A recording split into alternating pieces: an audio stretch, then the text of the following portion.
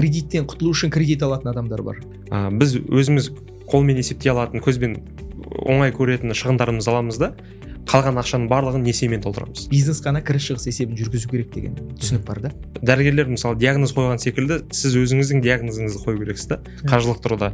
Мәселе қайдан туындап? Қайдан туындап жатыр? Шығыстарды екіге бөліп қарастыра аламыз да, мысалға. Ол міндетті және міндетті емес шығындар болып табылады. Банктік омбудсмен бар. Бұл енді көп жағдайда мына ипотекалық несиеге, кредитке байланысты.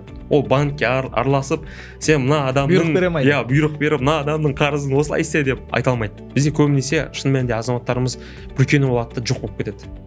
Ол банктың де жағдайын жақсартпайды, ол адамның өзінің жағдайын жақсартпайды. Қайта қаржыландыруды адамдар қай кезде қолданса болады? Адамда қарыз алған банктер көп. Қай банктан алған өзім қуады да. Оны ұмытып кеттім ғой да, ол жүреді, анаған хабарласа алмайды, енді сәйкесінше өзінің несие тарихын құртып алады да.